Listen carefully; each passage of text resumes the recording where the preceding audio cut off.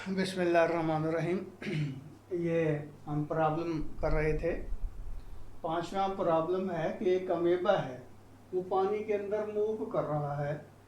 इस तरह कि उसकी टेल से जो पानी इजेक्ट हो रहा है उसकी स्पीड है 1 × 10⁻⁴ मीटर/सेकेंड, और जिस रेट से पानी निकल रहा है वह है 1 × 10⁻13 किलोग्राम/सेकेंड, यानी कि एक सेकंड में कितने किलोग्राम पानी जो है इजेक्ट कर रहा है। और उसका अपना मास जो है वो 1 × 10⁻12 किलोग्राम है। अब हमें पूछा गया कि इसका एक्सेलरेशन क्या होगा, तो इसके ऊपर जरा गौर करें। ये बिल्कुल उसी तरह की सिचुएशन बनती है जिस तरह रॉकेट प्रोपल्शन में हमने पढ़ा था। रॉकेट में भी ये होता है कि उसकी टेल से जो है वो फ्यूल बर्न होकर बाहर निकलता है कांस्टेंट रेट के साथ, यानी कि उसकी जो मास होता है वो बर्निंग रेट जो उसका है, तो वो एक कांस्टेंट स्पीड के साथ जो इजेक्ट आउट होता है, तो जिसकी वजह से उसको प्रोपेल मिलता है। तो बिल्कुल इसी तरह इसको भी धक्का मिलता है जब इसकी टेल से ये पानी जो है स्पीड से बाहर निकलता है, और उसका रेट ये है।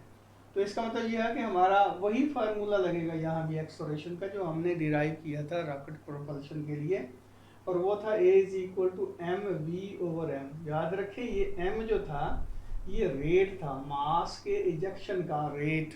तो यहाँ भी वही हम पुट करेंगे m/t, तो ये mv/m आ जाएगा। अब m की वैल्यू दी गई है, v की वैल्यू दी गई है, और m जो है मास जो है अमेबा का वो भी दिया गया है। तो इसको सॉल्व करें, ये देखें ये ऊपर जाएगा तो 12 पॉजिटिव हो जाएगा, तो इसका क्या मतलब हुआ, -1 यहाँ बचेगा, -5 4 ये होगा, तो ये 10⁻⁻5 मीटर/सेकेंड हो जाएगा।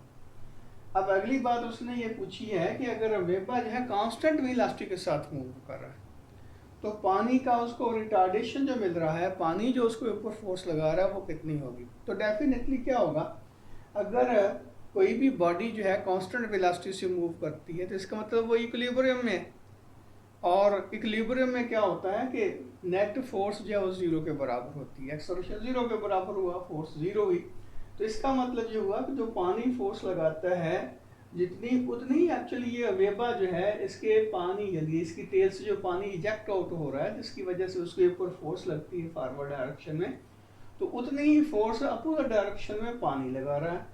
तो हमने ये देखना है कि ये जो इसकी इजेक्शन की वजह से जो इसमें एक्सेलरेशन पैदा होता है कि अगर इसकी अपना पानी अगर रिटार्ड ना करे तो वो कितनी फोर्स होगी। तो डेफिनेटली हम कहेंगे कि जितनी फोर्स जो है इसके इजेक्शन की वजह से प्रोपल्शन मिल रही है इसको, उतनी फोर्स जो है वो पानी जो है वो इसको अपोज कर रहा है, जिसकी वजह से ये कांस्टेंट स्पीड से मूव कर रहा है। इसका क्या मतलब हुआ, नेट फोर्स 0 के बराबर होगी। तो अब वाटर जो फोर्स लगाएगा वो किसके बराबर होगा, जितना इसके इस यानी कि पानी के इजेक्शन की वजह से इसके ऊपर फोर्स लगी। जाहिर है अब एक्सेलरेशन तो इसका नहीं होगा, तो ये F जो है ma के इक्वल होगा, यानी कि इतना एक्सेलरेशन पैदा करने के लिए जो फोर्स लगी थी एक्चुअली उतनी ही फोर्स पानी लगा रहा है। तो इसका मतलब ये हुआ कि F = m×a। अब m जो है इसका दिया गया है और एक्सेलरेशन भी हमने मालूम कर लिया। इसका मतलब ये हुआ कि अब ये इसका जो है फोर्स होगी जो पानी लगाएगा इसके ऊपर 1 × 10⁻17 न्यूटन होगी, क्योंकि ये देखें ये 12 माइनस का है, ये 5 माइनस की एक्सपोनेंट है, इनको ऐड अप कर देंगे तो ये 10⁻17 न्यूटन हो जाएगा। यानी कि इतनी फोर्स लग रही है, पानी इसके ऊपर लगा रहा है, जिसकी वजह से ये यूनिफॉर्म वेलोसिटी से मूव कर रहा। अब अगला क्वेश्चन है कि फर्स्ट ईयर का एक शरारती लड़का है, और आपको पता है कि शरारती लड़के जो इंटेलिजेंट होते हैं, उसने तमाशा क्या किया कि एक केन लिया, उस केन के अंदर जो उसने फायर क्रैकर रखा, ये जो पटाखे होते हैं पटाखा रखा, और उसके साथ रस्सी के साथ एक ब्लॉक बांध दिया लकड़ी का। तो वुडन ब्लॉक जो है उसका मास जो है 200 ग्राम है, और जो केन है खाली उसका मास जो है 40 ग्राम था। अब उसने क्या किया कि फायर क्रैकर जो था उसको इग्नाइट करके ऊपर फेंका। अब क्वेश्चन में एक ज़बरदस्त किस्म की बात दी गई है कि ये जो सिस्टम है जब टॉप पे जाता है तो उस वक्त ये जो क्रैकर है वो फटता है। अब उसने ये क्यों कहा कि टॉप पे जाके फटता है? एक्चुअली आपको पता है कि टॉप पे जाके सिस्टम की जो वेलोसिटी होगी वो जीरो के बराबर हो जाएगी। कभी कोई भी बॉडी जब हम ऊपर की तरफ फेंकते हैं तो टॉप पे उसकी वेलोसिटी एक लम्हे के लिए जीरो हो जाती है। इसका मतलब ये हुआ कि सिस्टम की इनिशियल वेलोसिटी जो है जीरो होगी। अब वो हुआ ब्लास्ट, फायर क्रैकर ब्लास्ट हुआ, उसके ब्लास्ट की वजह से जो क्या कहते हैं कि ब्लॉक है उसकी वेलोसिटी जो हुई है, यानी कि जो जब एक्सप्लोजन हुई है, एक्सप्लोजन के बाद ब्लॉक की वेलोसिटी जो है वो है 3 मीटर पर सेकंड। तो आपसे ये पूछा गया कि केन की वेलोसिटी क्या होगी, तो ये v1 की वैल्यू आपने मालूम करनी है। तो हम क्या करेंगे, law of conservation of momentum जो है उसको अप्लाई करेंगे। तो उसमें आपको पता है कि इस सिस्टम का इनिशियल मोमेंटम जो है वो जीरो के बराबर है। और मोमेंटम जीरो क्यों हुआ कि ब्लॉक जो है उसका मास, उसकी वेलोसिटी भी जीरो है और केन जो है उसकी वेलोसिटी भी जीरो है। और ये है आफ्टर एक्सप्लोजन इसके मोमेंटम टोटल सिस्टम का। तो ये तो जीरो फैक्टर हो गया। अब यहाँ से v1 की वैल्यू निकालें, ये दूसरी तरफ जाकर नेगेटिव हो जाएगा तो m1 से इसको डिवाइड करना पड़ेगा, तो ये v1 की वैल्यू आ जाएगी। मेरे ख्याल में मेरी बात समझ आ गई होगी। अच्छा, तो ये देखें m2 200 ग्राम और v2 3 और m1 40। अब आप ये क्वेश्चन पूछ सकते हैं कि ग्राम जो है वो तो ऐसे यूनिट नहीं है, तो आपने इसको कन्वर्ट क्यों नहीं किया? मैंने इसलिए कन्वर्ट नहीं किया कि ये देखें हमें एक्स्ट्रा लेबर करने की ज़रूरत पेश आती अगर हम इसको कन्वर्ट करते पहले, तो फिर इसको दोबारा वही प्रोसेस करते। ये देखें ये रेशो आ रही है, यहाँ भी ग्राम होगा यहाँ भी ग्राम होगा। अगर यहाँ किलोग्राम भी कर देते तो नीचे भी किलोग्राम करते, तो एक दूसरे को कैंसिल कर देता। इसलिए मैंने इसको ग्राम को ग्राम में ही रहने दिया है। तो ये देखिए क्योंकि रेशो थी इसलिए मैंने इसको कन्वर्ट नहीं किया। तो ये आ जाएगा -5 और ये आ जाएगा 3, -15 मीटर पर सेकंड। ये नेगेटिव साइन क्या इंडिकेट करता है? नेगेटिव साइन ये कहता है कि जिस डायरेक्शन में ब्लॉक मूव करेगा केन उसके अपोजिट डायरेक्शन में मूव करेगा इस वेलोसिटी के साथ। अब अगला क्वेश्चन है कि एक इलेक्ट्रॉन जो है वो हिट करता है हाइड्रोजन के एटम को और इलेक्ट्रॉन का मास दिया गया है, उसकी वेलोसिटी दी गई है और हाइड्रोजन का मास भी दिया गया है। कहता है कि हिट करने के बाद जो स्पीड होगी हाइड्रोजन की, हाइड्रोजन के एटम की, वो कितनी होगी? तो ये हमने क्या कहते हैं कि हाइड्रोजन जो एटम है उसकी वेलोसिटी जो है आफ्टर कोलिजन मालूम करनी है। अब देखिए कि हमने जो डाटा बनाया उसमें मास ऑफ इलेक्ट्रॉन दिया गया है, स्पीड ऑफ इलेक्ट्रॉन है, मास ऑफ हाइड्रोजन एटम है, स्पीड जो है उसकी जीरो के बराबर, क्योंकि हाइड्रोजन एटम जो है वो रेस्ट पे है तो v2 की वैल्यू आप जीरो पुट करेंगे। तो फिर आपने स्पीड मालूम करनी है हाइड्रोजन एटम की आफ्टर कोलिजन।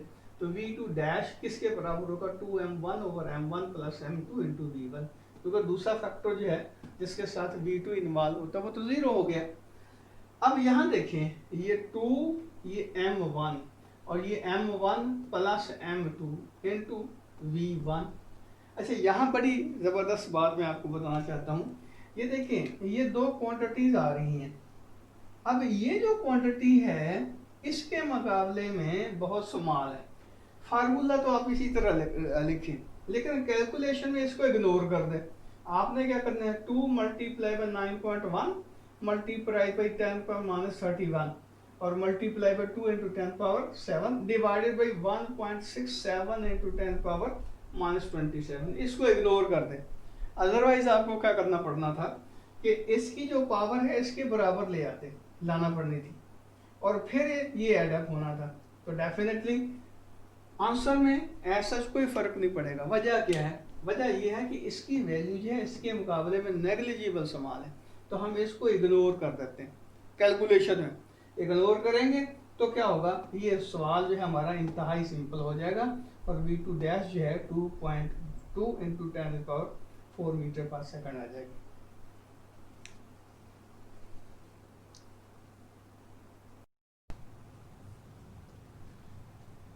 ये अगला प्रॉब्लम है कि एक ट्रक जो है उसका मास 2500 किलोग्राम है और वो 21 मीटर पर सेकंड की वेलोसिटी से मूव कर रहा है। उसके सामने एक कार यहाँ खड़ी है, तो ये ट्रक जो है इसको हिट करता है। अब ये कार और ट्रक इकट्ठे मूव कर रहे हैं। इनिशियली कार रेस्ट पे थी, याद रखें।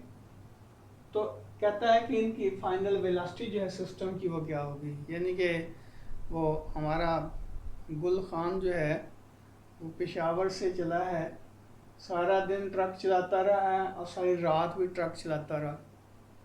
ये सुबह के वक्त कराची मोड़ पे पहुंचा है, तो वहाँ पे इसकी आंख लग गई है और ट्रक चल रहा है। आगे कार खड़ी है लेकिन कार की हैंड ब्रेक भी नहीं लगी हुई। अब कार का मास जो है 1000 किलोग्राम है और ट्रक का मास जो था 2500 किलोग्राम था। अब जब इसने हिट किया है तो इसकी आंख खुली है, लेकिन ड्राइवर अब सोच रहा है कि मैं क्या करूं। तो उस सिचुएशन में जब इसने हिट किया था, आपसे पूछा गया है कि इसकी जो वेलोसिटी क्या होगी, यानी सिस्टम की वेलोसिटी क्या होगी जब ट्रक और कार दोनों ही एक दूसरे के साथ साथ चल रहे हैं, यानी कि एक ये कंपोजिट सिस्टम बन जाता है। तो ये देखें, आपने ये डाटा जो है उसको लिखना है कि ट्रक का मास क्या है, उसकी वेलोसिटी क्या है, कार का मास क्या है, कार की वेलोसिटी क्या है, और ये कंपोजिट सिस्टम आफ्टर कोलिजन किस वेलोसिटी से मूव करेगा, ये हमने मालूम करना है। इसको हमने वीएफ से शुरू किया। अब यहाँ भी law of conservation of momentum apply करेंगे। m1v1 plus m2v2 is equal to m1vf plus m2vf, दोनों की वेलोसिटी हमने vf के बराबर पुट कर दी। तो ये हमारे पास आ जाएगा 2500 मल्टीप्लाई बाई 21 m1v1, और इसकी वेलोसिटी v2 0 के बराबर थी, ये फैक्टर 0 हो गया। यहाँ से vf को कॉमन निकाल लें, m1 प्लस m2 ये आ जाएगा। अब vf किसके इक्वल हो जाएगा, 2500 मल्टीप्लाई बाई 21 डिवाइडेड बाई 35, ये इसको उधर डिवाइड कर दे तो ये आ जाएगा 15 मीटर पर सेकंड। तो ये कंपोजिट सिस्टम जो बनता है, इसका जो वेलोसिटी बनेगी वो 15 मीटर पर सेकंड के बराबर होगी। अब अगला क्वेश्चन है, कहता है कि ये दो ब्लॉक हैं आपके पास, एक का मास है आधा किलोग्राम और एक का मास है 2 किलोग्राम।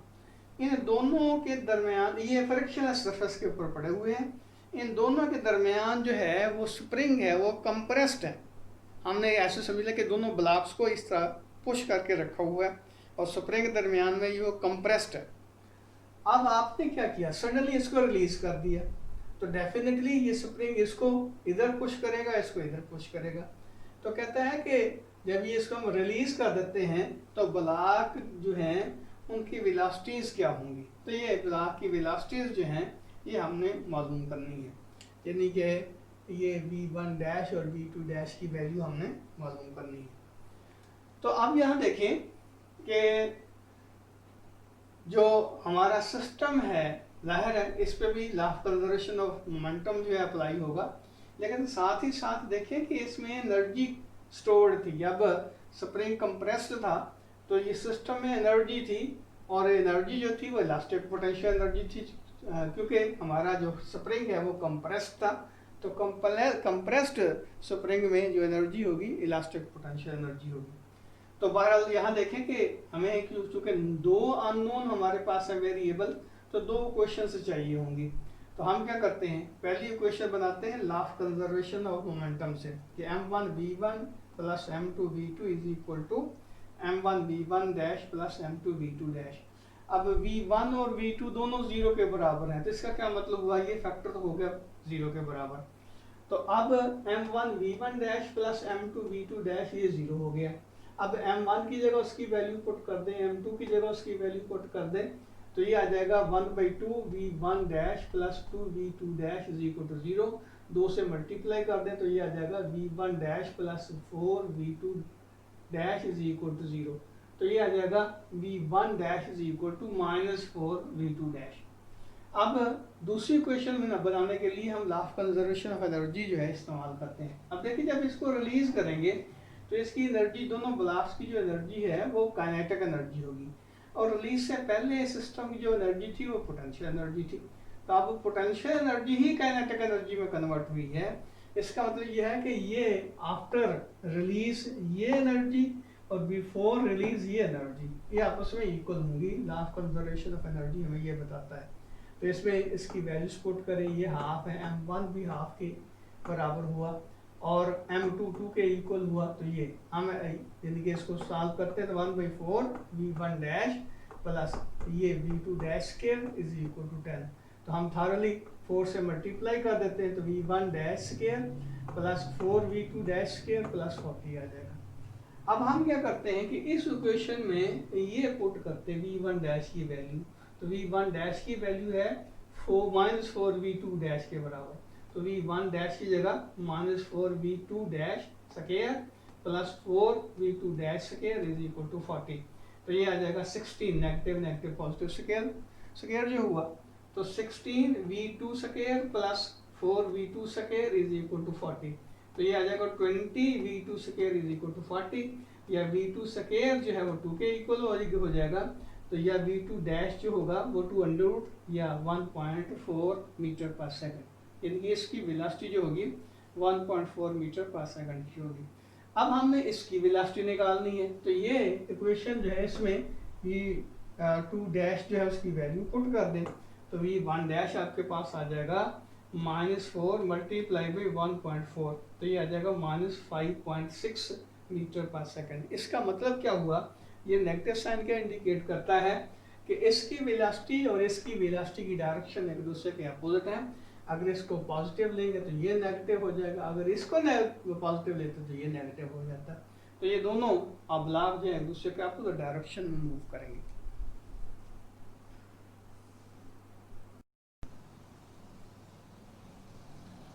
ये अगला प्रॉब्लम है, ये फुटबॉल है, इसको फेंका गया है, 30 डिग्री का एंगल ये बना रहा है हॉरिजॉन्टल के साथ और हमने इसका यहाँ से पास जो दिया गया है यानी कि यहाँ से लेकर यहाँ तक का जो डिस्टेंस है ये 40 मीटर का है।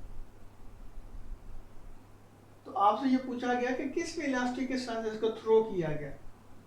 अब देखिए कि यहाँ से लेकर यहाँ तक डिस्टेंस बेसिकली इस प्रोजेक्टाइल की रेंज होगी। तो रेंज है 40 मीटर की और एंगल ऑफ प्रोजेक्शन जो है वो 30 डिग्री का है।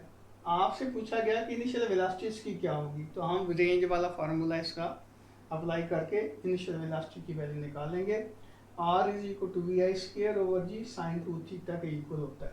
इसका क्या मतलब हुआ, वी आई स्क्वायर किसके इक्वल हो गया भाई, g r over sine 2 theta. तो जी आर साइन 2 थीटा तो ये आ जाएगा 9.8 into 40 divided by sine 60 degree. Sine 60 जो है वो 0.866 के इक्वल होता है और ये आता है वी स्क्वायर। हमने वी आई की वैल्यू निकालनी, इसको सॉल्व करेंगे तो ये 21 मीटर पर सेकंड आ जाएगा। यानी कि अगर इस फुटबॉल को इस वेलोसिटी के साथ फेंकेंगे तो ये इसकी जो पास होगा उसकी लेंथ 40 मीटर की होगी। अल्लाह हाफिज़।